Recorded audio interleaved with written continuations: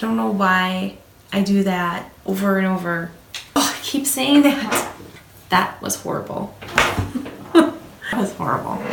This week, a much needed surprise in mid-July sales, and what to do when a pipe bursts in your home while watching Christmas Vacation, and how we still managed to have the happiest Christmas since Bing Crosby tap danced with Danny and when Santa squeezed his down that chimney, he still found the jolliest bunch of this side of the nut house. Hey everyone, it's me again, Jen Diadu with the Real Estate Weekly Update, with research and analysis brought to you by my husband, Steve Diadu, a licensed realtor with Bridge Realty, the largest independently owned brokerage in Minnesota, with data from the North Star MLS provided by the Minneapolis Area Association of Realtors. July is almost over. Can you believe it? Just today I was doing some scheduling for school and Lila was asking how many days were left of summer. And her response was that she was bummed when I told her 45 days. So I thought she was bummed that there was only 45 days left, but she actually meant she was bummed that school was still 45 days away. Not me. I am not looking forward to summer being over. Week ending July 15th, 2017, the number of new listings are up during the typical mid-July slowdown as people in the Twin Cities focus on enjoying their cabins, pools, road trips, and sports games. We expect healthy movement between now and school starting in September. Here come the graphs, and pay attention because I'm going fast. New listings a little higher than last year, up 2.2%. Pending sales a little lower than last year, just below 1,400 properties in a given month with an accepted offer. Inventory down nearly 17.7% as compared to July 15th of 2016. Median sales price up 7% to $259,000. Month supply of homes for sale down 16.7% to 2.5 months. And finally, percent of original list price received nearly 100% at 99.5% for the month of June. This week we send out a very special thank you to Bowers Motorsports for tickets to watch the impressive driving of Ryan Bowers in the number 64 car at the Upper Midwest Sprint Cars race at Ogilvie Raceway this last weekend. Mr. Bowers, with the comeback of the year, after an unfortunate bump caused him to spin out of first place to dead last, managed to fight his way back to second place. Like they say, there's a whole lot more to racing than just winning. Ryan showed us that this weekend. Very impressive. For information on future races and sponsorships, you can find Ryan Bauer Motorsports on Facebook or at ryanbowers.us. Also, a thank you to Porter Creek in Burnsville, who is interested in hosting a future Real Estate Weekly Update show on location at their restaurant. I am looking forward to a glass of wine on our favorite date night spot.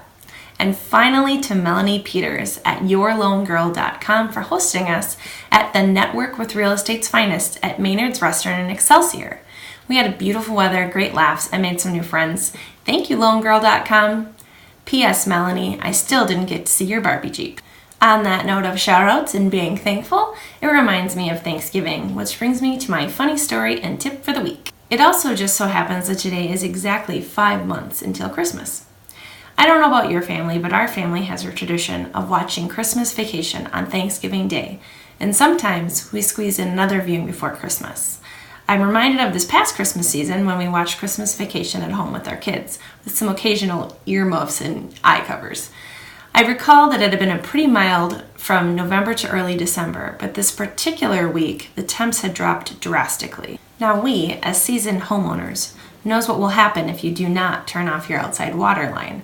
However, our garage contractor that I have mentioned previously that we were not too thrilled with was using our outdoor water at the time to finish the garage. Like I mentioned, it had been fairly warm, so we weren't as concerned about it as usual. But as temps dropped, we realized that we needed to get that shut off ASAP. Unfortunately, we didn't get to it before Jack Frost did. Back to our movie night, we are sitting there laughing hysterically as Clark starts to have his huge breakdown towards the end. And what timing! Just as everything is falling apart for Clark, Steve hears a burst of noise. Now I want you to picture the scene where the chunk of ice comes flying out of the gutters and runs into Todd and Margot's window. A sound similar to that is what occurred at our house.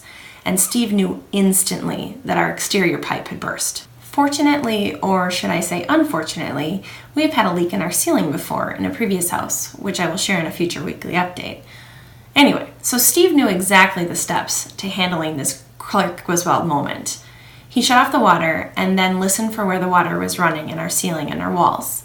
He also looked for signs of moisture coming through the walls and ceilings so he could determine how large the affected area was. He then enlisted the help of our two little elves to go gather the buckets, and as they were bringing them downstairs, I was on duty to get the drill. He then drilled small holes to drain the water out into the buckets of those areas affected so that they could drain and dry and not cause further damage. He double-checked to make sure the water was done running and then contacted a plumber to make sure there was nothing else to do immediately besides the obvious, getting it fixed. Once situation critical was handled, we were able to finish out watching Clark and Ellen having the happiest Christmas since Bing Crosby tap danced with Danny. Well, you know the rest. So, my tip for today is to add a recurring appointment on your calendar annually to take care of any winterization necessary in the fall. If you're like us and many people we know, we live by our Google Family Calendar. We know that it's on there and we will take care of it. This way you will never have to have all hands on deck draining water out of your ceiling during Cousin Eddie's classic boss napping scene. We at least have gotten a few laughs out of the situation since then. I want to give a shout out for all the love on social media and thank you for the feedback in person. It's much appreciated. We hope you found the Real Estate Weekly Update informative and entertaining. Have a great week and we'll see you next week.